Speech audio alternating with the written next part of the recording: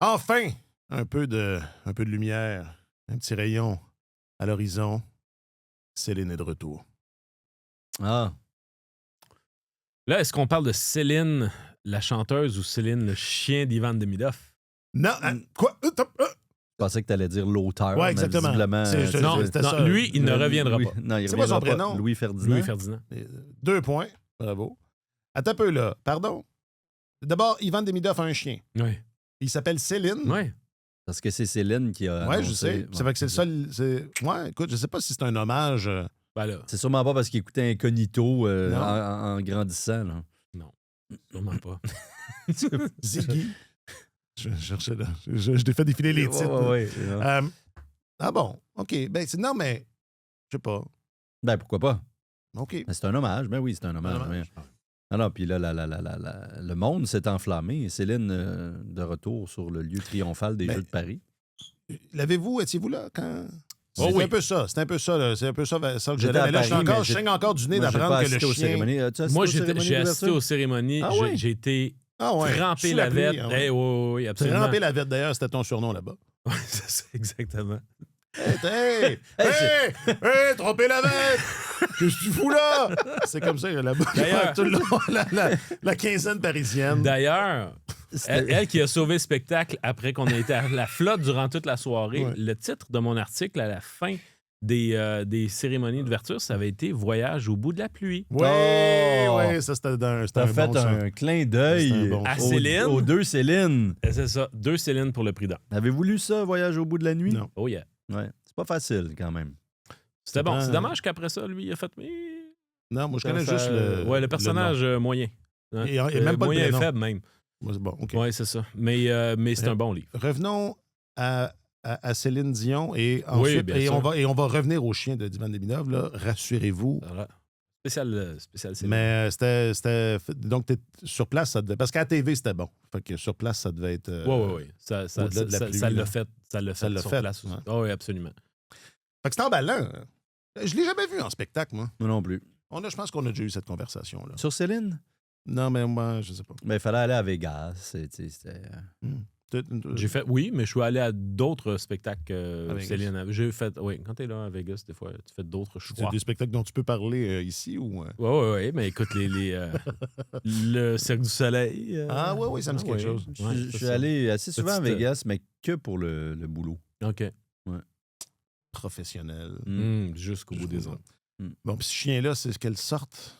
Je sais pas. Ouais, c'est ça qui est... Donc, vas-tu essayer d'aller la voir? Je ne m'en À pas Paris? traversé Non, l'esprit. ça Je m'a sais pas. traversé l'esprit. Je sais pas. Moi, je veux pas. Quand Céline a commencé à devenir une grande vedette, j'étais un adolescent attardé, en voie de devenir un adolescent attardé. Oui. T'as poursuivi cette tangente-là. C'est bien. Je suis T'as pas de la resté. continuité. Je suis pas resté. Non, c'est ça, je suis pas très loin. Donc, tu sais, Céline, c'était pour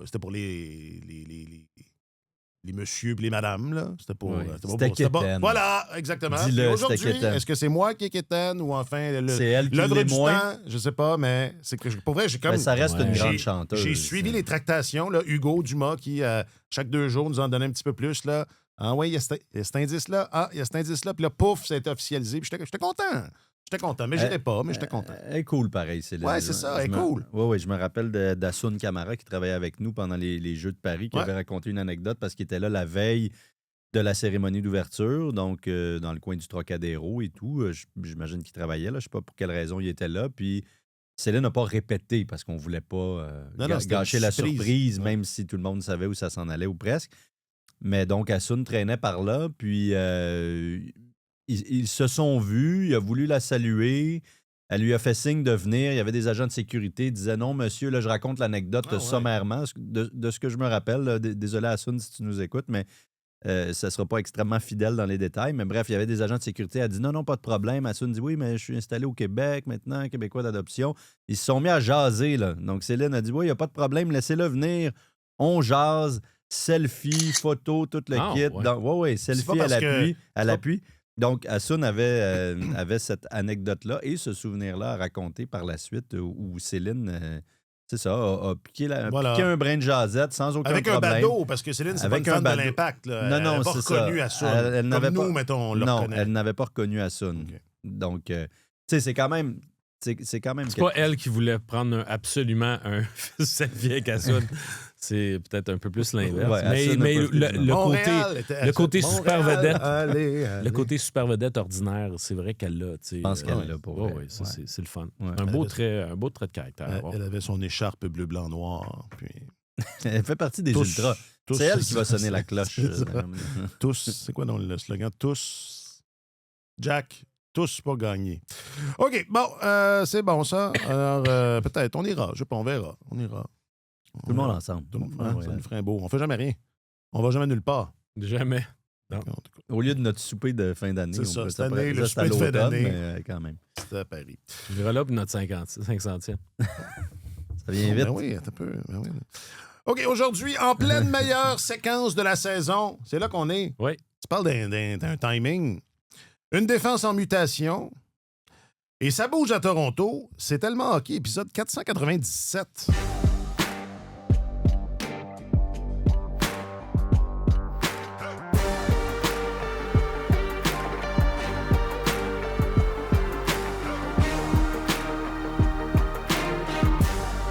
Jack il a déjà parlé à Céline. Ah oui? Super gentil. Ben voyons donc. C'est dommage que Jack puisse pas comme sauter dans la discussion à Ben, l'occasion, il y a un quand peu. il y a quelque chose d'intéressant à dire. Ouais, c'est peut-être mieux comme ça. Tu vois? Finalement.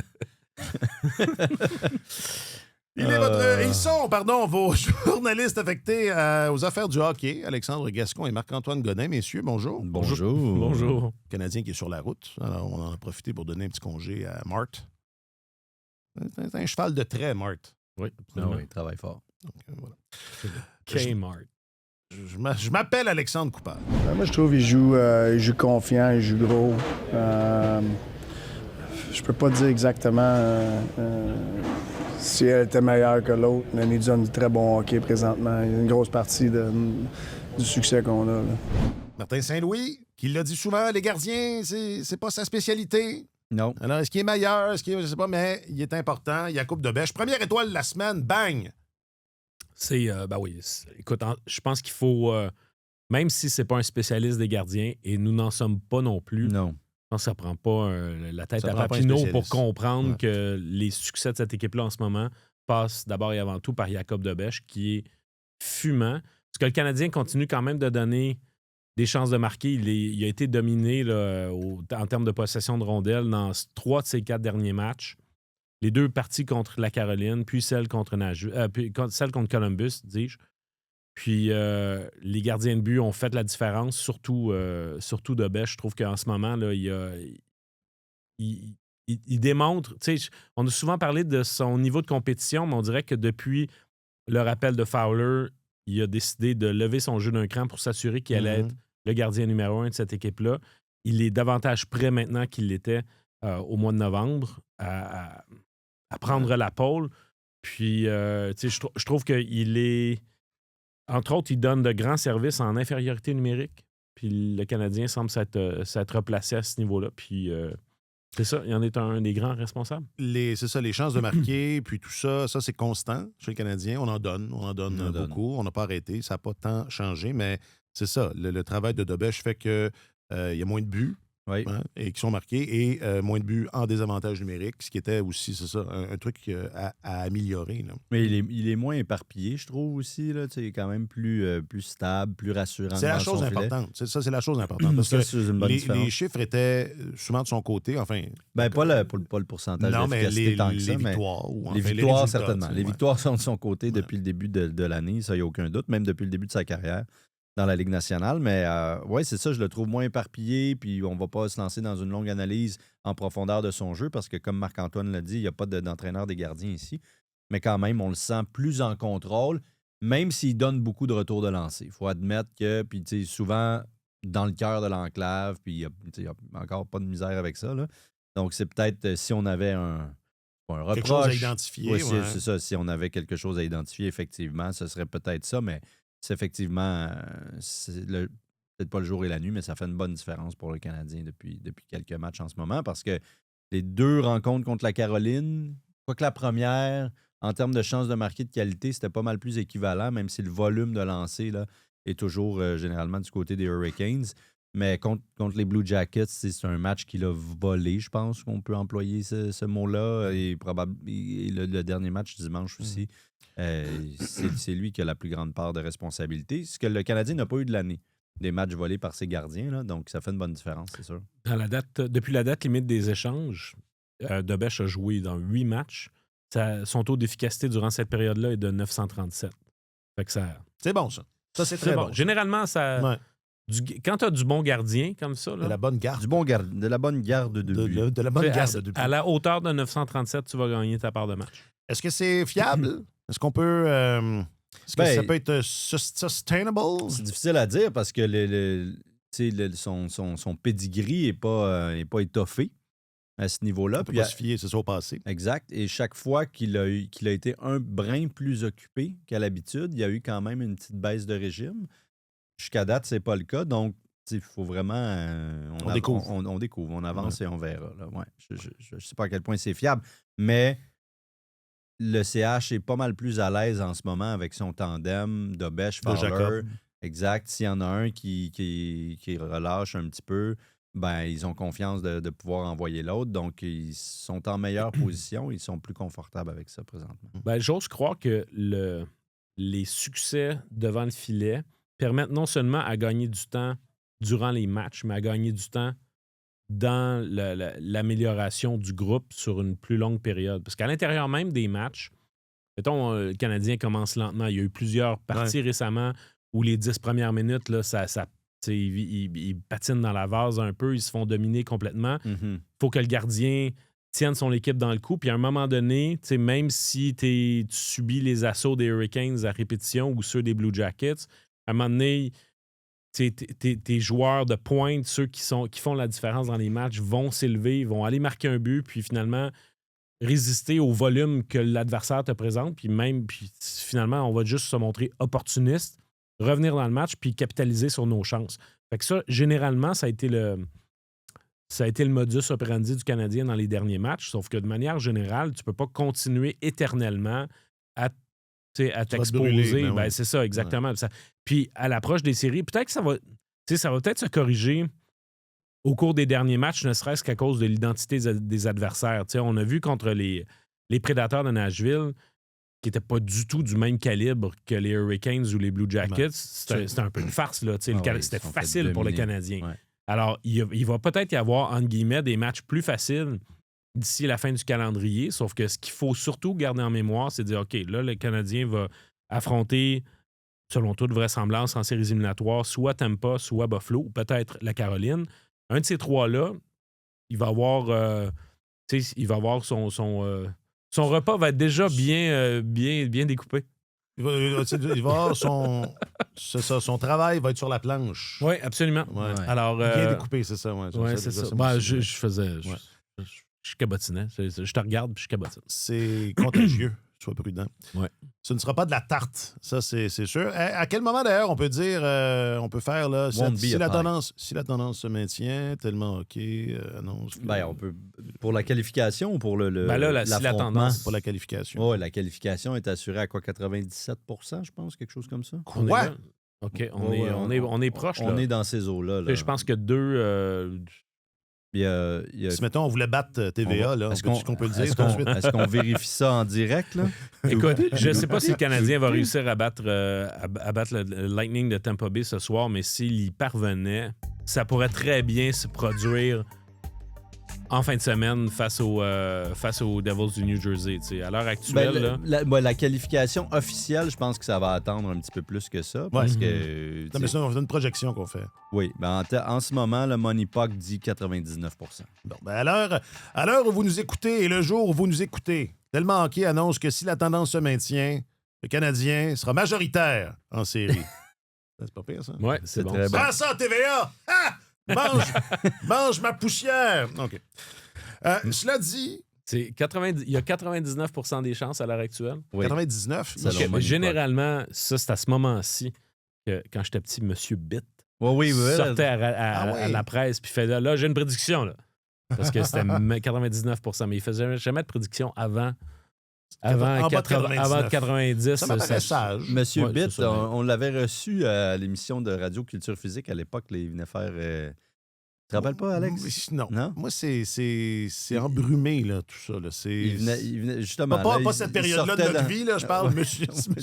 Ben, Monsieur ouais, Bitt est embrumé. Il y a un peu de brume, là, mais c'est pas la même affaire. C'est pas Ouais. la même brume. Ouais. Oui, ben c'est ça. Ben, peu de temps après qu'il soit sorti dans la presse, justement, le quotidien où sévissait notre ami Il Grande à l'époque. À l'époque, ben oui. Ben, c'est ça, il venait, on l'appelait, puis il venait faire son tour pour nous expliquer un peu là, Qu'est-ce son qu'il modèle. faisait? Quelle année? C'est quelle époque? Ah, ça, c'est le On début parle des de- années 90. Là. OK. Puis OK, c'était- ben non, moi, je te parle de 2010. Ouais, on- ouais, est-ce qu'il ben est ouais, mais là, encore vous dans l'avez le sorti journal? des on boulamites. l'a là. sorti, ça, il était plus ouais, dans on le l'a journal. sorti des boulettes. Il était Non, peut-être non. plus dans le journal à ce moment-là. OK. Non, non. Qui bite, c'était son nom? Ou Il nous un l'avait surnom? expliqué, puis je pourrais pas te le Ah, dire OK. aujourd'hui. Allez réécouter Mais sur il y avait- Audiophile, Oui, avec, il y avait une raison. la première saison de Culture Physique. Il y avait une raison. C'est Mario, c'était ça? C'était... Non, Monsieur Bonnier.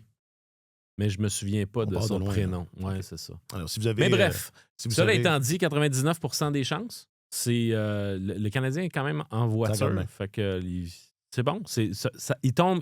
C'est un bon moment pour gagner 5 matchs de suite puis se créer un beau momentum. Oui, parce Oui, qu'on en a oui, parlé oui, ça. au dernier épisode, le momentum. Martin nous disait que... Et ça m'a surpris parce que je pensais que c'était pas surfait, là, mais que tu sais, le momentum, des fois, ça t'aidait, puis d'autres fois, ça changeait rien. Mais selon ce que Martin avait compilé, ça t'aidait plus que d'autres choses d'avoir le momentum ou d'être sur une séquence Ouais. de victoire Ouais. avant d'entrer en série.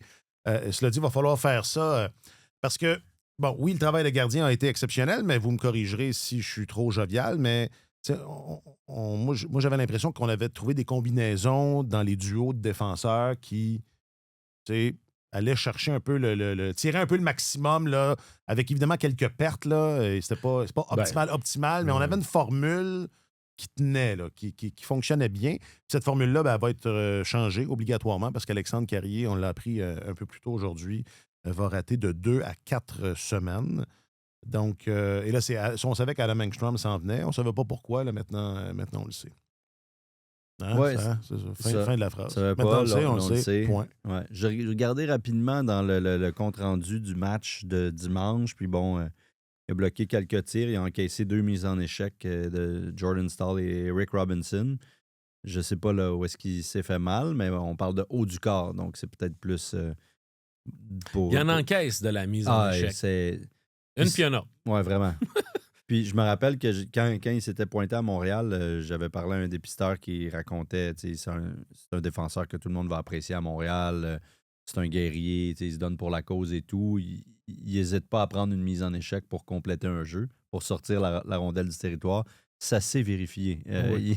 Il n'hésite pas à prendre. Puis souvent, il sait que ça s'en vient, mais parenthèse, là, j'ai l'impression, en tout cas, peut-être pourrait-il faire un meilleur travail pour se protéger. C'est pas le gars le plus costaud à la base, là. Puis il en encaisse des solides. Et c'est conscient, c'est fait consciemment. C'est pas parce qu'il est pris de court ou il n'a pas Ouais. vu le jeu qui Ben, se c'est ça, déployait. c'est le choix. C'est le choix qui il est fait fait. le choix Ouais. souvent de Je vais la faire prendre. avancer la C'est rondelle ça. dans la bonne direction, encaisser En le échange. choc. Est-ce qu'il y a moyen de faire différemment à l'occasion pour espérer prolonger sa carrière? Ouais. On dit ça comme ça. Peut-être que oui, parce qu'il me semble être un de ceux qui en encaisse le plus. Cela dit, Les statistiques le vérifient. Le confirment. Oui, absolument. alors voilà. Et puis, 2 à 4 semaines, ça nous 2 dans le meilleur des scénarios, ça nous amène à peu près au début des séries éliminatoires. Ce serait une bonne nouvelle pour le CH. Mais là, toi, tu vas faire de l'urticaire. Il n'y a plus qu'un défenseur. Ah, ouais, écoute, Il n'y a plus qu'un défenseur j'ai pas droitier dormi. dans cette formation-là. C'est-à-dire, je savais pas. Je dormirais pas. Moi. Adam Engstrom peut jouer à droite. Va jouer à droite. C'est pas mal le gaucher le plus confortable À à droite, droite qu'ils ont. exact. Là. Tu sais, il est habitué à ça. Fait que c'est un moindre mal, mais c'est. Mais c'est pas surprenant non plus là, qu'ils aient décidé de rappeler Engstrom plutôt que Ryan que Baker. Non, ça serait pas une bonne idée de le lancer dans la gueule du loup à ce temps-ci de l'année non plus. Là. Non. Tu sais, il n'a aucune expérience dans la Ligue nationale. Je sais qu'il y a beaucoup de gens qui se sont demandé sur les réseaux sociaux pourquoi pas Ryan Baker, qui traverse de meilleurs moments. Premièrement, parce que tous les projecteurs seraient braqués sur lui en débarquant à ce moment-ci de la saison. Et je pense que le Canadien a toujours eu ça à cœur dans la gestion du cas Ryan Baker depuis le début. Là. On fait attention à la perception, puis dans quel contexte on va le placer.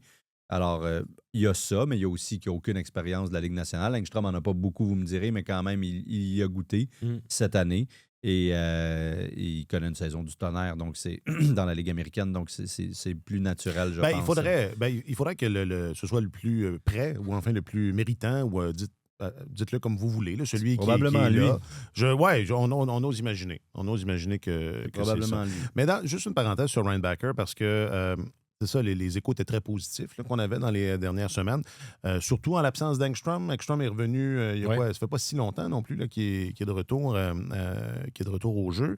Mais est-ce qu'on n'a pas... Moi, quand je lisais ces échos positifs-là, ça rappelait Reinbacker à mon bon souvenir. Puis je me demande si... Il n'y a pas eu comme un point de bascule où est-ce que les gens ont un peu fait Reinbacker, il est blessé, ça sera peut-être jamais ce qu'on pensait que ce serait. Est-ce qu'il serait attendu de la même façon, disons, qu'il serait rappelé, là, parce que on n'est pas à l'abri de ça non plus. C'est pas parce qu'Engstrom s'en vient qu'on ne verra pas Reinbacker dans un avenir proche ou enfin à moyen terme. Est-ce que les attentes ne sont pas moins élevées qu'elles l'auraient été il y a 2 ans, mettons, si Reinbacker n'avait pas été blessé et qu'il avait suivi une courbe un peu plus normale? Je sais que j'ai de la misère, là, mais là où je veux en arriver, c'est que le fait qu'il ait été blessé tellement et que le temps est passé, on ne l'a pas un peu oublié. Bien, les attentes ont peut-être baissé, mais entre ce que les amateurs en pensent et ce que la direction pense, c'est 2 affaires complètement séparées. La façon dont la direction veut gérer Reinbacker, c'est de dire, là, à l'heure actuelle, en autant qu'il est en santé, il va pouvoir se développer, il a besoin de millage. Puis là, il est dans un contexte où, maintenant qu'il est en santé et qu'il est capable d'aligner les matchs, il est à un niveau où il peut dominer. Alors, il prend confiance en lui. Puis le pivot qu'on a senti dans les dernières semaines, c'est que lui, il a repris énormément de confiance dans son jeu. Puis il fait, là, je vais sur la glace, puis je peux être un général, je peux contrôler le jeu sur la patinoire. Puis, tu sais, il verbalise de cette manière-là. Donc, il est à l'aise, il est bien dans sa peau, puis il joue. Alors, après ça, est-ce que dès la première lueur de potentiel qui se révèle, il faut que le Canadien saute là-dessus et dise, on va vous le montrer là, qu'on avait raison de le repêcher. Fait qu'on on va le rappeler au premier besoin. Je pense pas. Je pense que c'est mieux de toute façon.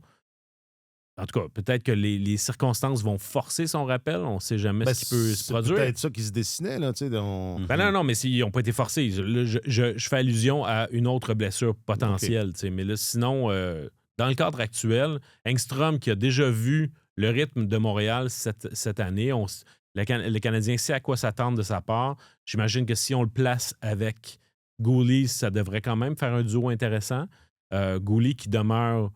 comme l'élément un peu plus responsable du duo. À la maison. Le défenseur reste à la maison. Oui, puis Engstrom qui est très à l'aise en transport de rondelles, etc.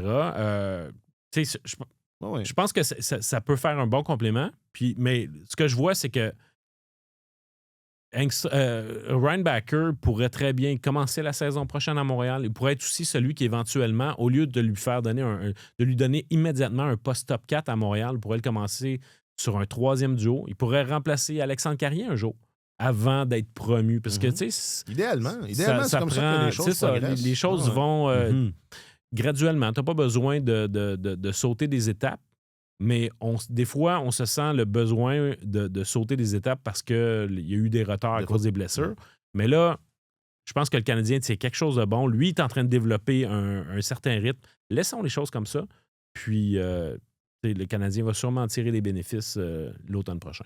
Moi, je suis partisan de cette façon de faire-là, mais le sens de ma question, c'était est-ce que la direction du Canadien a besoin de tenir en compte toute cette histoire-là? Non, je ne sais pas s'ils tiennent en compte toute cette histoire-là. Mais tu disais, on veut l'amener dans des circonstances, on ne veut pas que les projecteurs... Est-ce qu'il y a encore des projecteurs? Ou les projecteurs sont-ils toujours aussi incandescents? C'est simplement mon impression. Mais c'est une impression qui a plein de l'allure.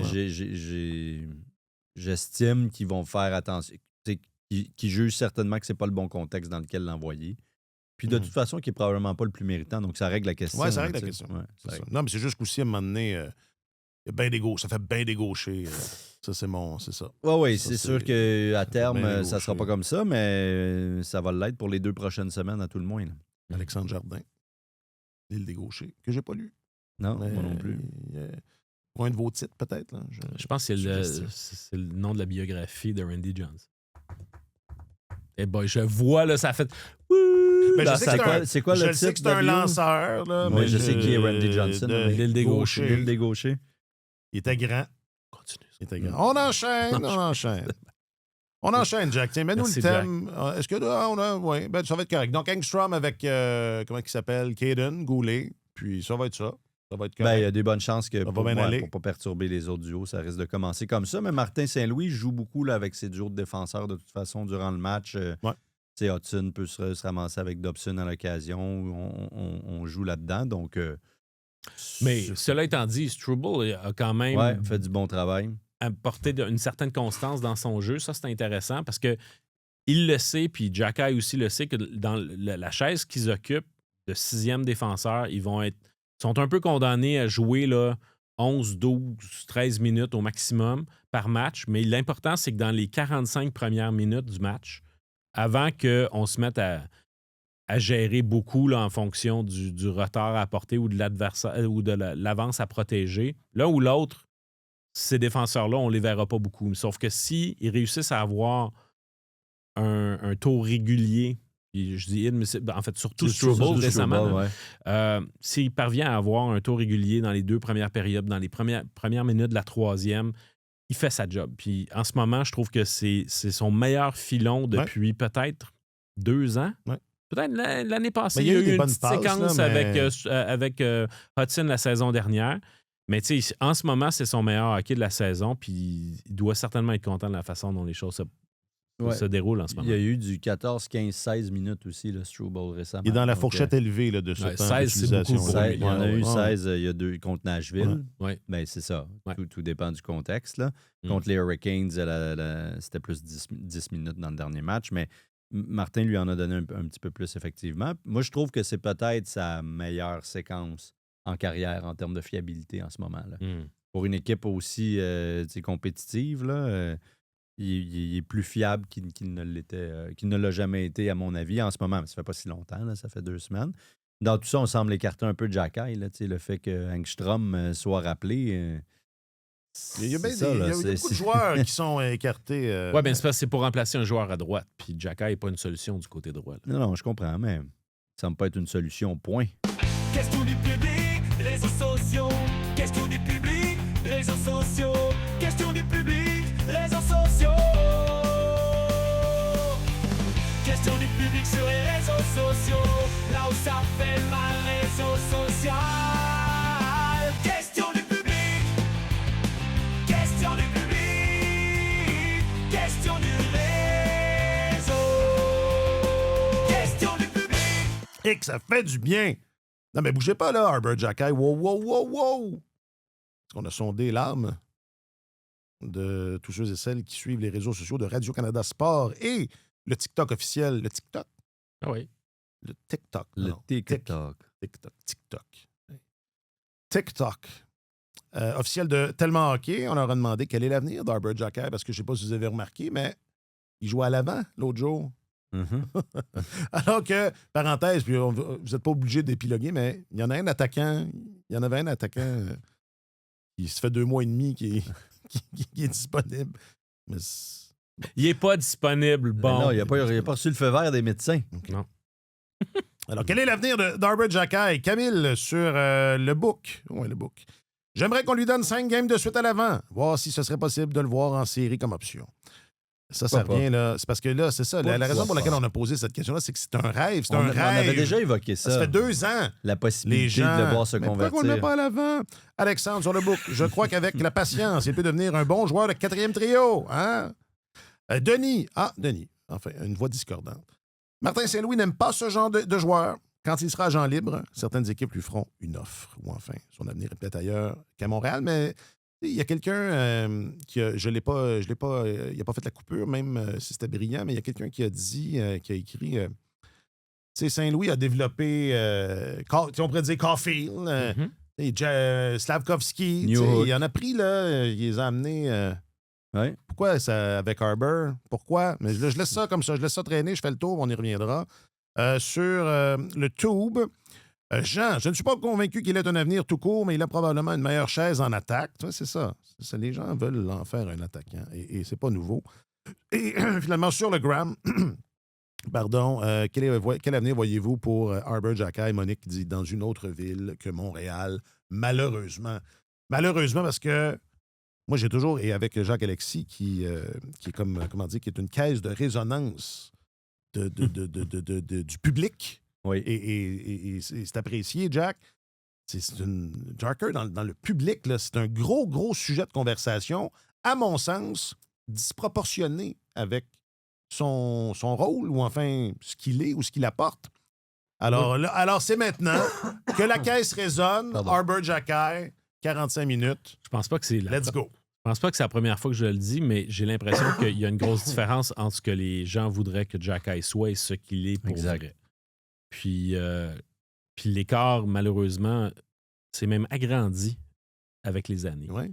Je pense qu'il y a un côté extrêmement séduisant. L'idée de Xhekaj est très séduisante parce que c'est un colosse, c'est un gars qui est sympathique dans le public, c'est un coéquipier qui est apprécié, puis on voudrait que ça marche, puis on voudrait qu'il soit bon. Puis il y a un bon coup de patin pour sa stature aussi. Absolument. Puis honnêtement, il n'y a pas eu l'air fou comme allié de quatrième trio. Non. Il s'en est donné à cœur joie en allant en échec avant. T'sais, il a joué 5 minutes, puis je pense, bon, il y a eu une longue présence où il a été coincé dans son territoire avec les membres de son trio. C'est la vie. Mais sinon, ça a été de courtes présences où il a fait sentir sa présence à l'autre bout de la patinoire. Mais je pense que s'il y avait une volonté réelle de faire cette conversion-là, soit qu'on l'aurait fait avant ou on s'y prendrait. Là, c'est vraiment parce qu'il y avait péril dans la demeure, il y avait une urgence avec la situation. Qui était corrigé parce que le matin même, on a déterminé que Josh Anderson ne serait pas prêt à participer au match. Mais est-ce que c'est un plan à long terme? Je le comprends, moi. Il me semble pas assez efficace pour pouvoir s'établir comme un défenseur top 4 dans la Ligue nationale. Puis si tu es pour être un défenseur de troisième duo, est-ce que tu peux te permettre d'être celui qui va riposter puis qui va être le justicier de ton équipe? C'est toujours plus délicat d'être un défenseur qui se porte en défense de ses coéquipiers parce que après, tu sors de l'équation, il en reste 5. En attaque, c'est plus facile. C'est pas pour rien là, que les justiciers étaient et les rares qui restent sont encore des joueurs de quatrième trio. Fait que c'est plus cohérent. Mais sauf que c'est rare qu'on voit ça, là, des conversions, des changements de position comme ça. On a vu quelques attaquants devenir des défenseurs. Puis là, il faut remonter à Brent Burns, à Dustin Byfuglien. Mais à l'inverse... On a vu Nicolas Deslauriers. À l'inverse, il y a eu Nicolas Deslauriers, qui était un défenseur dans la Ligue américaine. Il a été repêché comme défenseur. Puis il a passé ses 2 premières années dans le club école des Kings de Los Angeles comme défenseur. Après ça, il a été muté à l'attaque. Mais c'est probablement l'exemple le plus récent. Il y a des lecteurs qui m'ont parlé de Wade Belak également. Sinon, je pense que c'est rare. Wade Belak était un défenseur. Hein? C'est ça. Il n'a pas été muté à l'attaque.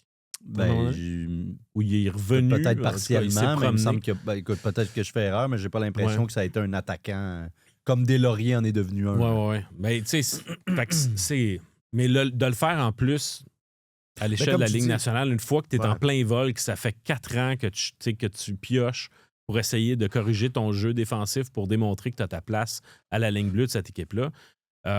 C'est pas évident. Mark Streit aussi a eu ses moments au sein d'un quatrième trio. On a eu une époque avec le Canadien où on voyait ça Mathieu Dandonneau.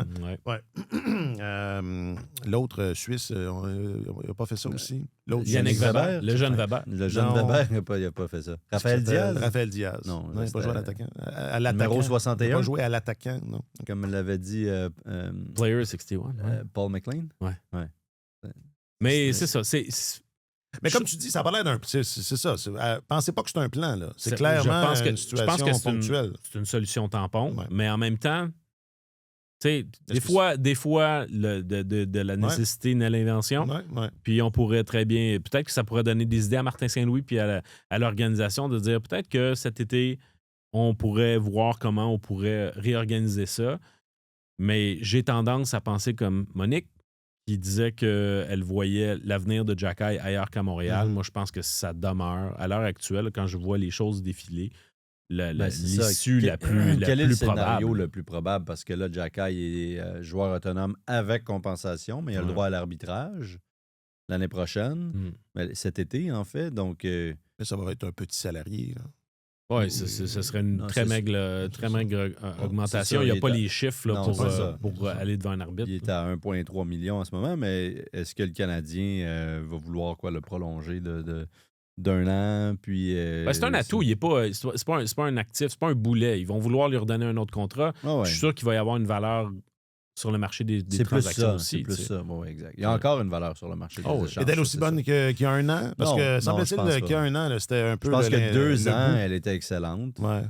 Puis depuis ce temps-là, tranquillement, Ça s'étiole. j'ai l'impression que ça s'effrite un petit peu, oui. Mais il en a encore une, mais elle n'est pas au même niveau que ce qu'on croyait il y a à peu près 2 ans de ça, malheureusement, pour lui. Je disais, il n'a pas, à mon sens, l'importance dans cette équipe-là qu'il a dans le public. Là. C'est ça, c'est clairement un joueur qui est apprécié du public. Je dis ça, mais je ne sais pas si vous avez vu c'est lui qu'on a donné le casque de poêle Ouais. après le match Ouais. dimanche. pour ceux qui ne sont pas toujours la face dans leur téléphone. Puis vous me corrigerez, là, mais il y a toujours un truc du genre. Là. Cette année, c'est un genre de chapeau de Daniel Boone. Là. C'est un peu pour le joueur du match, mais décidé par les joueurs. C'était des lunettes soleil il y a l'an passé Oui. ou il y a 2 ans. À Manhattan, ça a longtemps été le petit chapeau là, d'Henrik Lundqvist, là, tu sais, l'espèce de haute forme. Là. Ah oui? Ouais. Ah, c'est chic, ça. Il y a eu Ben, une, c'est pas une gros ceinture chapeau. de, Non, mais c'est un il était petit. C'est il y a une petit, c'est ceinture ça de qui était- boxe aussi. Ouais, à un moment donné. on est ça. Et bref, dimanche, les gars l'ont donné à Arbor Jackay. Parce que c'est ça, là, il s'était quand même, fait don de lui-même, là, changé de position comme ça à brûle pour point. Puis il avait hâte de jouer. Oui, j'imagine. Mais on s'entend, tu sais, je veux dire, jouer 5 minutes, ça n'a pas été du tout, tu sais, je veux dire, il y a beaucoup de joueurs qui méritaient d'être joueurs du match pour leur performance sur la glace, autre que pour des considérations extra-sportives, presque, j'ai envie de dire. Et Oui, mais c'est bon pour l'esprit d'équipe. c'est là que je m'en vais. Ça vaut vraiment la peine. C'est là que je m'en vais. C'est pas de dire Suzuki a encore eu Non, 3 je points. sais. Mais c'est ça, mais c'est là que je vais. Ça illustre peut-être que si le Canadien s'accroche à Jackay, c'est parce qu'il a une valeur que moi, vous autres, vous êtes peut-être plus à même de l'apprécier, mais que de l'extérieur, on n'est pas capable d'apprécier au niveau de la dynamique, de la camaraderie, de la cohésion du groupe, parce que cet extrait-là suggérait ça beaucoup, que c'est un gars qui, même s'il ne joue pas ou il joue 2 minutes, c'est un membre important de l'équipe. Mais oui, mais puis il est allé à la guerre avec eux autres depuis les débuts de cette reconstruction-là, ou presque. C'est le même noyau, les gars s'apprécient, il fait partie de ce groupe-là pas mal depuis le début, donc c'est sûr qu'il est apprécié, puis il piétine, il piaffe d'impatience en coulisses. Là, il a sa chance. Il joue pas beaucoup, mais il le fait. Il se pose pas de questions. On serre les dents, puis on fait ce qu'il nous est demandé. Puis c'est sûr que dans un vestiaire, dans un groupe, c'est le genre de geste qui est éloquent, là, qui est important, premièrement, pour faire sentir au gars qui fait partie de l'équipe, qui n'est pas juste... Tu veux dire, de lui donner le casse de poêle? Oui, c'est important pour Jackay, mais pour les autres, de lui dire, tu es encore avec nous, là. C'est ça, là, Puis on est content pour toi. on est content pour toi, puis tu fais partie de l'équipe, puis ce n'est que bon pour l'esprit. Et le Canadien, c'est ça. Les gars s'entendent bien, ils ont du plaisir, ils se connaissent depuis longtemps, ils s'apprécient. Même quand Justin Barron avait été échangé l'année dernière, ça avait été pour eux un petit choc à l'époque parce que, bon, c'est un gars qui s'était amené 2 ans auparavant hein, et on aurait cru, on a cru à un certain moment qu'il ferait peut-être partie de la relance de l'équipe. Il se tenait avec les jeunes défenseurs. Ils étaient tous ensemble quand ils l'ont appris, il me semble. Jackay, Struble et compagnie, Goulet. Ça avait été un choc pour eux à ce moment-là. Donc, il va y en avoir d'autres des changements éventuellement, mais Jackay, il fait partie de ce groupe-là. Puis, l'ami Godini l'a très bien exposé. L'idée de Jackay est vraiment séduisante, mais ça ne s'est pas matérialisé. Puis là, en attendant, il faut se contenter de ce qu'il offre. Puis éventuellement, il ne sera probablement plus avec le Canadien. Mais en attendant, s'il y a des blessures pendant les séries, quoi que ce soit, il va être appelé à jouer. C'est quand même un gars qui peut tenir son bout. Donc, il fait partie de l'équipe. Il l'aime. C'est important. Puis ce sont de petits gestes, mais dans la vie quotidienne d'une équipe, c'est pas anodin. Oui. C'est un joueur de la Ligue nationale en partant. Ouais, puis je pense que les joueurs reconnaissent aussi qu'il dans tout ça, il maintient une bonne attitude. Lui et Struble sont bons amis. Et ils sont à l'intérieur du vestiaire au niveau, dans la dynamique d'équipe, ils sont en compétition directe l'un avec l'autre. Ouais. Et ça les empêche pas d'être en symbiose puis dire, c'est un petit peu comme un duo de gardiens où les choses vont bien, que ce soir, c'est à ton tour, bonne chance. Ils se supportent l'un et l'autre là-dedans. Puis il y en a un qui va jouer plusieurs matchs, l'autre va attendre son tour, puis après ça va être l'inverse. Et ils comprennent très, très bien quel est leur rôle et c'est comme s'ils sont deux pour occuper un siège, pour occuper une place. Et il n'y a rien de malsain là-dedans. Alors, quand tu as deux joueurs qui comprennent cette situation-là puis qui maintiennent une humeur ou une attitude positive, le reste du groupe le remarque. Puis ça contribue à faire en sorte que l'environnement reste sain. Mm-hmm. Quand tu as une équipe qui essaie une démarche, qui essaie de s'améliorer, puis qu'il y a du monde qui bougonne, c'est toujours problématique. Sauf qu'en ce moment, même ceux qui auraient raison de bougonner matière. ou qui auraient, ils ne le font pas. On n'entend pas Montembeault bougonner. On n'a pas... Lainé, il faudrait on parler. le sait pas. On le sait pas, mais il n'a pas fait savoir son mécontentement par d'autres canaux. Les gars ont toujours dit que ça se passait bien. Là. Ouais. Alors, tu sais... C'est vrai qu'il aurait pu taper du pied, puis l'agent, ça aurait pu sortir des médias là, et tout. Ouais. Oui. OK, bon, puis sinon, moi, j'avais Nicolas Deslauriers, ça m'avait... je n'avais pas vu ça. Junior, c'était un défenseur même plutôt offensif. Là. Bon, mais il y a peut-être là, je sais pas... Moi qui... n'était pas, comment dire... Je trouvais qu'on passait beaucoup de temps là à parler de Jacky et de son avenir, là, puis on pourrait le laisser à l'avant et tout. Là, comme tu disais, de la nécessité naisse de l'invention, peut-être. Ça se peut. C'est peut-être un chemin où le chemin, c'est à l'extérieur. Le chemin, c'est à l'extérieur de la région métropolitaine S'ils montréalaise. décident d'explorer ce chemin-là, c'est un chemin à développer durant l'été. C'est pas à ce temps-ci de l'année parce que il faudrait. Là, ça veut dire que tu passerais. Parce que Texier va revenir au jeu à un moment donné, Dak va revenir au jeu. Anderson. Si tu décidais Anderson, si tu décides d'explorer ça, ça va être aux dépens de quelqu'un d'autre. Je pense que pour l'instant, ça a été une option de dernier recours. Ça veut dire qu'il est devant. Jacky, l'ailier, est devant Patrick Laine. Ouais. C'est important de le noter. Non, mais absolument.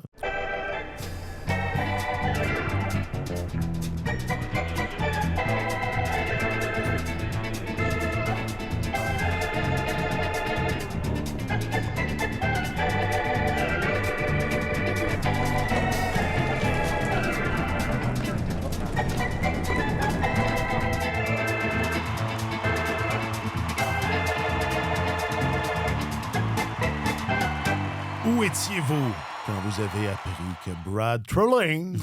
Je fais exprès. Treliving. Oh, t'es bon. Non, mais je dis ça, évidemment, on s'en fout, mais j'étais surpris quand même. J'ai fait Ah bon.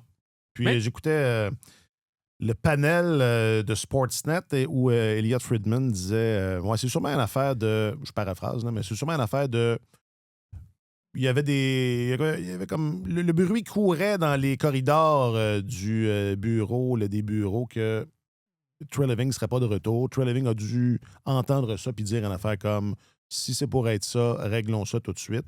Ça expliquerait le timing. Ou enfin, ça semblait être son explication là, pour ce moment. C'est vrai qu'en fin de saison comme ça surprend toujours un peu. Le moment peut surprendre un peu, la décision, pas vraiment. C'est la bonne. Ça peut surprendre dans la mesure où est-ce que moi, ça m'apparaît comme étant la bonne décision. Puis c'est pas toujours ça qu'on fait. OK, dans ce sens-là... Il y a un petit effet de surprise. Ils auraient pu commencer par Bérubé. Non, qu'on soit allé directement à Treliving. J'imagine, mais qu'on soit allé directement à Treliving, ça m'apparaît comme... Clairement... Bon, ça n'a pas été long, là. En même temps, pourquoi l'ont-ils embauché? Là? Il y avait déjà sa feuille de route à Calgary qui était... une source d'information, que tu pouvais consulter. Tout le monde y a accès. Là. Mais reste que... Moi, avec Bowman, là, c'est un peu mes... C'est des gens que je trouve pas très compétents. T'avais comme pas le choix parce que, tu sais, en début d'année, Keith Perley, le président de Maple Leaf Sports and Entertainment, disait notre fenêtre est ouverte. Notre fenêtre pour gagner la Coupe Stanley, c'est maintenant. Elle est ouverte. Là. On est là, on y va pour la Coupe. Donc, bravo pour l'audace, parce que c'est pas partout qu'on entend ce discours-là. Non, Mais quand tu tiens ce discours-là au mois de septembre, puis que tu es une des pires équipes de la Ligue nationale à la fin du mois de mars, ben à un moment donné, tu te dois d'être conséquent. Puis Trey Living, depuis qu'il est arrivé, c'était sa 3e saison, il n'a pas du tout été en mesure de colmater les brèches de cette équipe-là. Puis ça fait 2 directeurs généraux qui s'y essaient puis qui n'y parviennent pas. Et le constat s'imposait de lui-même, je pense. Tu disais, oui, la feuille de route à Calgary, c'est vrai qu'il a laissé cette équipe-là en piteux état. C'est très facile de critiquer, évidemment, les décisions, les échanges après coup. Je me souviens que lorsque Trey Living a échangé Matthew Tkachuk en plein été aux Panthers, il avait gagné l'été. C'est ce qu'on disait. Ben, ça en était bien sorti. Ouais. C'était l'avis pas mal de tout le monde. Moi, le premier, honnêtement, là, il était peinturé dans un coin. Tout le monde savait que Tkachuk s'en allait. On était rendu fin juillet de mémoire. Le temps pressait, le temps manquait, puis ça joue en faveur de celui qui achète à ce moment-là ou qui veut aller chercher Tkachuk. Et il sort de là avec Jonathan Huberdeau, qui venait de connaître une saison de 115 points, qui avait fini 2e ou 3e marqueur de la Ligue. Un défenseur d'expérience apprécié, Mackenzie Weegar. Puis, n'était-il pas allé chercher autre chose? C'est tout. C'est tout? OK. Il n'y avait pas un choix là-dedans? Je pense pas. En tout cas. Et ne serait-ce que ça, c'était quand même impressionnant. Puis j'étais le premier à dire, bon, mais il a réussi à tirer son épingle du jeu dans un contexte vraiment difficile. Et c'est adonné que ça avait été une mauvaise lecture de la situation. Que malheureusement, Huberdeau, loin de Barkov et tout, n'a jamais été en mesure de répéter ses exploits. Il y avait un choix. Il y avait un choix de première ronde. Puis il y avait Cole Schwinn. Cole Schwinn. Je peux pas croire. Et le choix de premier tour est devenu... Cole Schwinn, Colin Potter. C'est devenu Colin Potter. Colin Potter. Ouais, c'est ça aussi. Oui, mais non, mais en même temps, il n'a probablement pas été si élevé, là, le choix de premier tour, mais quand même. Donc, tu regardes ça, tu dis Huberdeau, mais Weegar, choix de premier tour, wow, tu sais. Puis ça n'a pas fonctionné, mais c'est facile de dire après, ça a été un échange catastrophique. Je sais qu'il y en a qui pérorent là-dessus depuis des années, là, mais c'est vraiment facile de regarder ça en rétrospective, tu sais. Mais oui, il a laissé, c'était un peu les ruines quand il a quitté. Il pensait que les Flames étaient eux aussi là, dans leur fenêtre, dans une période pour essayer de rivaliser pour, à tout le moins, faire un bout de chemin en séries éliminatoires. Ça n'a pas été le cas. On n'a pas bien préparé la relève. Le repêchage n'a pas été fameux non plus. Donc, quand il a quitté Calgary, c'était un peu un désert, là, un champ de ruines qui essaie de rebâtir Craig Conroy depuis. Alors, c'est vrai que Toronto aurait pu être plus méfiant. T'sais. Mais rappelez-vous, on est allé chercher Trey Living en 2023 parce qu'il y avait dissension entre Shanahan et Dubas. Ça s'est fait très rapidement. Là. Il me semble, une première disponibilité immédiate après l'élimination des Leafs, il n'était pas question... Le renouvellement de contrat de Dubas était dans l'air, mais il n'était pas question qu'il s'en aille. Là. On pensait bien que l'histoire allait se régler puis que l'association allait se prolonger. Ça a dérapé en quelques jours parce que, a-t-on compris plus tard, Carl Dubas en était arrivé à la conclusion qu'il fallait échanger Mitch Marner avant que sa clause de non-mouvement entre en... Kick-in, comme on dit en français. Entre en scène. Donc, entre en vigueur, merci. À partir du 1er juillet. Donc, il y avait une fenêtre là, de à peu près 6, 7, 8 semaines pour le faire. Là, ça a été une pomme de discorde entre Shanahan et Dubas. C'est ça, il y avait à peine 2 mois pour le faire, là, parce qu'ils ont été éliminés au mois de mai, quelque chose comme ça. Et là, ça a été la pomme de discorde entre Shanahan et Dubas. Puis il avait bien raison. Il avait bien raison parce que finalement, le péché originel de Trey Living à Toronto, c'est la façon dont il l'a géré ou qu'il n'a pas géré le dossier Mitch Marner. Parce qu'à partir du moment où tu dis non, on va encore donner un 5e essai à ce noyau-là, puis ils vont revenir ensemble, puis là, il embarque en sa dernière année de contrat, puis il a sa clause de non-échange. T'as beau essayer de vouloir rescaper tout ça. Si lui, il a l'intention de s'en aller à la fin de la saison, peu importe les succès de l'équipe, t'essaies de l'échanger. Ils ont essayé de le passer en Caroline. Il a failli faire Marner un coup a fait fumant. non, merci. Ouais, parce qu'il aurait mis la main sur Rantanen. Oui, ça aurait été bien. Mais c'est Mitch qui a dit non. Mitch a dit non. Et c'était son droit. Ah oui, absolument. Fait que ça, c'est, à mon sens, c'est un dossier. C'est la même affaire qu'avec des entraîneurs-chefs, mais c'est encore plus vrai avec des joueurs de premier plan. Tu évites d'entrer en dernière année de contrat sans avoir prévu la suite. Je pense que ça a été vraiment problématique pour le règne de Trey Living à Toronto. Par la suite, Mais en même temps, il est arrivé dans un contexte où est-ce que... parce que Shanahan est encore là quand... Ouais. Il est parti quand, Shanahan? l'année dernière. Ouais, l'année passée. Mais il arrive dans un contexte où est-ce que... C'est ça, la décision, visiblement, c'est de le garder, Marner. Là. Et Ben, il Shanahan faut décide... qu'il lutte contre ça, là, tu sais. Finalement, c'est peut-être une victime, Brad, là, j'y pense. Là. Il y a peut-être, Ben, c'est parce qu'il devait être d'accord avec le plan. difficiles. Il devait être d'accord avec le plan. Je veux dire, tu présentes ta vision des choses quand tu es embauché. Là, ça se fait pas sur le coin d'une table.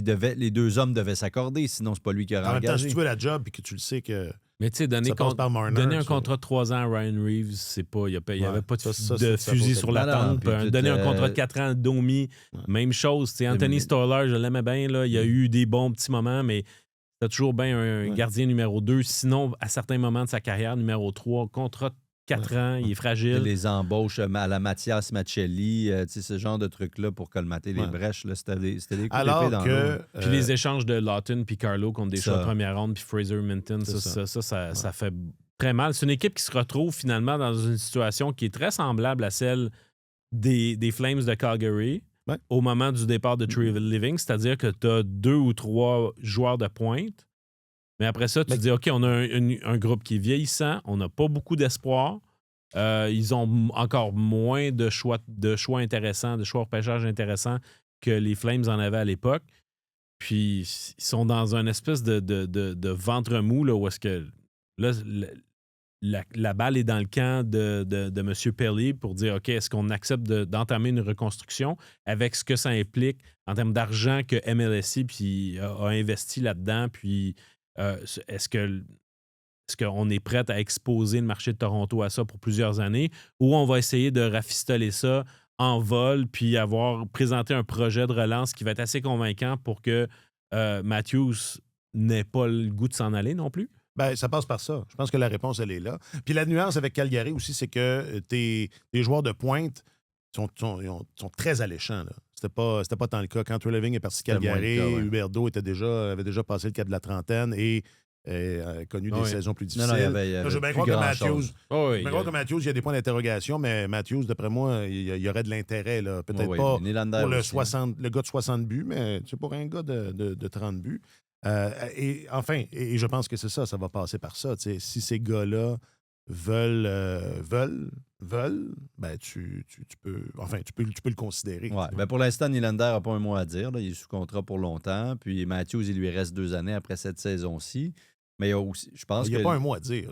Oui, là, je comprends, là, mais c'est comme ça que tu diriges, toi. Ouais, regarde. T'as pas un mot à dire, William. Mais je pense que... Ça fait des troupes heureuses. Je pense que, moi, c'est Jarmo Kekalainen, mon style. Là, c'est moi qui ai le gros bout du bâton. C'est moi qui décide. Mais tu sais, les Leafs doivent se poser la question aussi par rapport à Austin Matthews, dont le rendement, tu dis... Ça fait partie de, ouais. Tu dis Matthews, c'est Matthews, oui, mais dont le rendement a sérieusement périclité au cours des dernières saisons. Et toutes les statistiques, on en a déjà parlé avec Martin, toutes les statistiques de Matthews corroborent cette perte de vitesse-là. Là, il est opéré au genou, en plus de toutes ces blessures qu'il y a eu aux épaules, aux poignets, les commotions cérébrales, opération au genou. Il est joyeusement hypothéqué. Il va avoir 29 ans, je pense, au mois de septembre. Il est encore jeune, mais c'est une chute de rendement assez draconienne présentement. Et si je suis les Maple Leafs de Toronto, je me pose sérieusement la question à savoir, est-ce qu'on relance autour de Matthews, qui va avoir 29, qui semble être en perte de vitesse? On doute qu'il redevienne le gars qu'il était il y a 2 ans à peine. La réponse est peut-être là. Tu n'as peut-être pas besoin d'y demander. C'est parce que il a encore une valeur énorme. Ah, ça, c'est sûr. Fait que, ça peut être une occasion de relance pour eux autres. Là. Est-ce que c'est dès maintenant, cette occasion-là? Est-ce que c'est dès cet été? Est-ce que c'est mieux de pas trop attendre puis de voir dans quel état il va revenir l'année dernière? Je suis sûr que s'il est échangé, se retrouve dans une bonne équipe, il peut encore être un marqueur de 40 buts, certainement, puis un gars avec énormément d'impact, mais peut-être plus le prétendant au trophée Hart qu'il a été, qu'il a déjà remporté, peut-être plus dans la sphère Connor McDavid, Nathan McKinnon, Nikita Kucherov. Et à ce moment-là, est-ce que tu veux relancer avec lui? Alors, honnêtement, ça va être un examen de conscience difficile à faire à Toronto. Puis, on parlait de Marner et tout. Je pense que Dubus, il avait le choix il y a maintenant 3 ans de ça. C'est pas nécessairement Marner qui l'aurait échangé Mais c'était avec lui que c'était pas mal sûr que le divorce allait se consommer. T'sais, il n'était pas heureux à Toronto, ça paraissait. Il a vécu toutes sortes de Quand problèmes. les gens viennent sonner chez vous là, pour Ouais, c'est te ça. dire que C'était t'étais pas hallucinant. bon, Là. c'est pas le fun. Moi, je sais, non, mais c'est pas le fun. C'était allé trop loin dans son cas. Donc, Oui. la conclusion semblait inévitable. Donc, c'est pour ça. Est-ce que tu es mieux de garder Marner ou Nylander? Je pense que la réponse est dans la question. Là, mais si on considérait Marner à l'époque, c'était parce qu'on devait bien se douter que ça se terminerait comme ça. Alors là, plus de Marner. Tavares vieillissant encore, qui rend de fiers services, mais vieillissant. Et Austin Matthews hypothéqué, à venir en suspens. De l'époque des 4 gros, là, comme on les surnommait affectueusement, il ne reste que Nylander dans son... Qui est encore gros. Ben, Matthews l'est encore, mais je veux dire, qui est intouché, mettons. Ouais. On peut dire ça comme ça. Matthews a marqué 69 buts il y a 2 ans, puis il passera pas proche d'avoir 69 points cette année. Ah, puis, C'est une sérieuse débâcle. Oui, puis tous les indicatifs, Martin a chroniqué là-dessus, tous les indicatifs, ça c'est les gros chiffres, là, mais tous les indicatifs sont, la vélocité sont à la de ses baisse. tirs est en baisse. Même chose pour son coup de patin, pour ses accélérations. Donc, évidemment, si nous, on le sait, le département des statistiques avancées ils lisent pas le livres, français. est pas mal au courant. Mais non. ça pourrait être... écoute, puis ils n'ont plus rien, là, c'est ça. Là, l'échange de Brandon Carlo, c'est une catastrophe. Ça rappelle un peu celui de Phil Kessel il y a longtemps maintenant, là, 15 ans, dans ces eaux-là, où on avait donné 2 choix de premier tour aux Bruins, qui sont devenus Tyler Seguin, 2e au total, puis C'est vrai. Dougie Hamilton. Oui, parce que ce premier choix-là pourrait être un choix très élevé. Ben là, en ce moment, il est autour du 10e rang, puis il est protégé seulement Il est protégé à top 5 5. premiers. pour les 5 premiers. Donc, tu peux descendre aussi bas que 6-7, puis tu es obligé de le filer aux Bruins.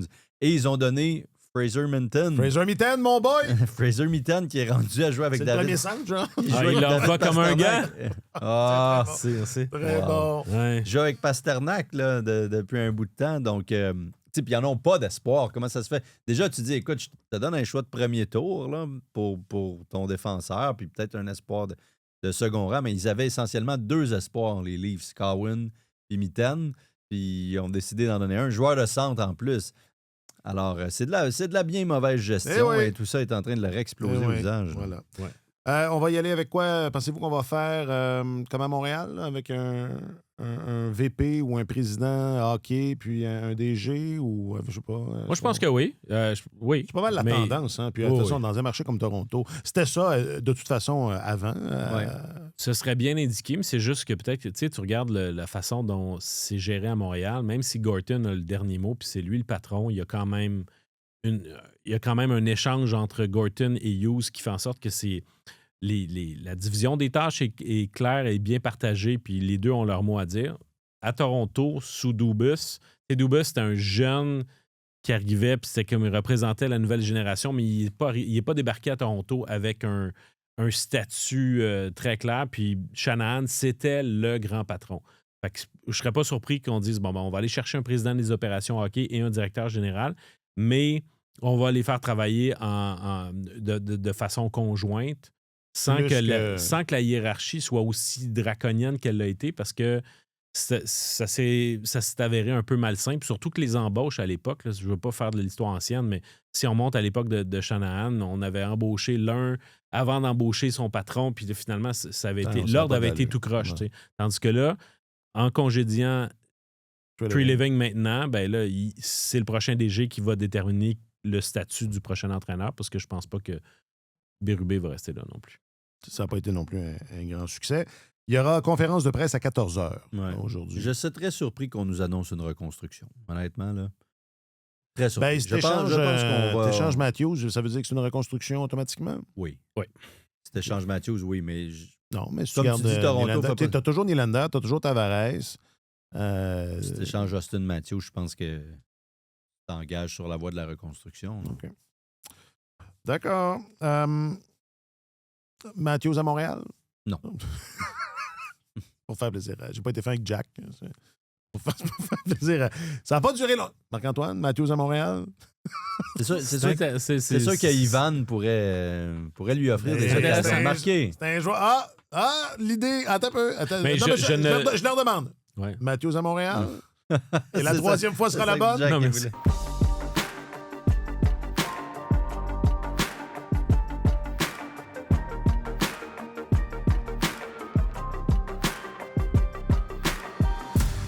Bon, puis avec tout ça, John Tortorella est de retour. Incroyable, hein? Mais c'est assez, là. Je suis fatigué. T'es tanné de John Tortorella ou t'es tanné Non, de... non, non. Non, les gens étaient comme... Ben, pas les gens, là, mais j'ai entendu... pourquoi Tortorella? Encore Tortorella? Je l'aime, Tortorella. Moi, je suis content qu'il... Je sais pas. Ben là, il est là pour la fin. fin de la saison. Ouais, c'est ça. C'est un genre intérim. de... C'est un mercenaire. Fait que on va... En fait, il est embauché... C'est comme un mini bonus, là. Parce que Rick Bonus aussi a été embauché pour la fin de la saison. Bonus. D'ailleurs, il aimerait... C'est comme ça qu'il veut qu'on l'appelle. On va... Tu sais, il n'y a aucune promesse pour l'avenir. Ils vont voir comment... Mais c'est un groupe... Tu sais, c'est maintenant que ça doit se passer pour les Golden Knights.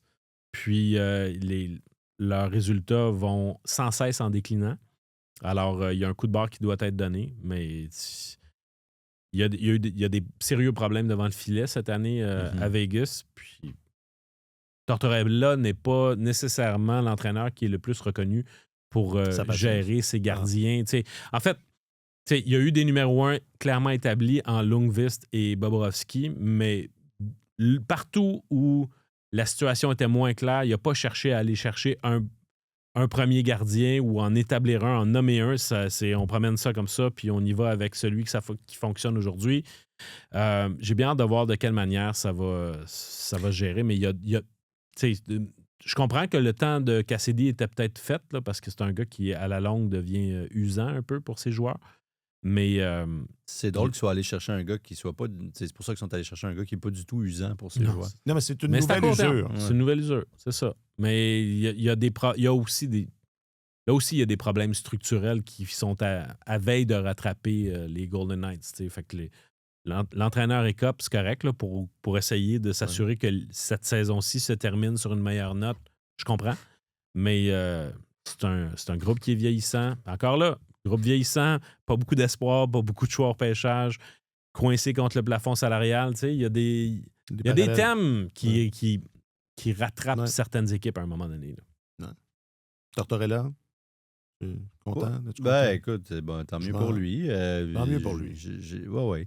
Tu sais, Martin dit toujours, montre-moi un bon gardien. Je vous montrerai un bon entraîneur. C'est un peu ça. Là, ça a été catastrophique. Le fait que Cassidy se soit vraiment comme obstiné à utiliser Aiden Hill, ça l'a peut-être... C'est ce que je lisais. Ouais. Ça l'a peut-être coulé parce qu'Akira Schmid, malgré tous ses défauts, a quand même une bonne saison. Donc, écoute, on verra bien, mais théoriquement, les Golden Knights, c'est encore une excellente formation. Oui, ils sont vieillissants, mais ils sont allés chercher le joueur autonome le plus... ou en tout cas, presque autonome, le plus convoité l'été dernier. Ça demeure une équipe extrêmement talentueuse. Ouais.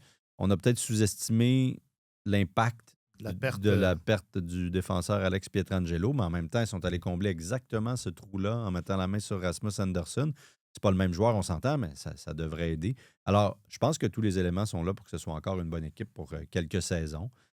C'est clairement, ils performent clairement en dessous de leur valeur et de ce qu'ils sont capables de faire en ce moment. Là. Contrairement à toi. Je sais pas. J'hésitais. Je me disais, c'est corny comme... En ce moment, je suis en dessous de ce que je peux faire, mais regarde. En ce moment, mais peut-être plus tard aujourd'hui, tu vas peut-être gagner. La journée n'est pas encore jouée. Est-ce qu'on a gagné le balado? C'est ça qu'il faut savoir. Il faut gagner l'épisode. On va commencer par gagner l'épisode. Oui. Puis ensuite, on gagnera l'avant-midi. Ensuite... Est-ce qu'on découpe la journée? Non, il faut gagner la journée. Il faut gagner la journée. La journée, c'est le plus petit dénominateur. Mais tu peux la découper en petit. Ben oui. Tu peux la découper. Pour pouvoir gagner la journée, il faut que tu la découpes. C'est mieux de la découper. Mais si tu découpes ta journée en segments de 5 minutes, tu vas trouver ça épuisant. En soi. OK. Marc-Antoine Godin. Oui. Alexandre Gascon. Oui. Vous êtes nos journalistes affectés aux affaires du hockey. C'est pas vrai. Certainement. Merci beaucoup. C'était pas mal le fun. Ah oui, c'était pas mal le fun. Jacques-Alexis Bernardin est le grand vizir, le signataire, l'homme derrière. Le calife. Le calife à la place du calife. Oui. De Tellement Hockey. Merci beaucoup, Jacques-Alexis Bernardin.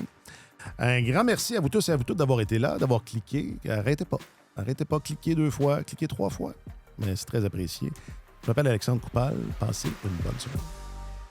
Sur tous les terrains et sur tous vos appareils, Radio-Canada Sport.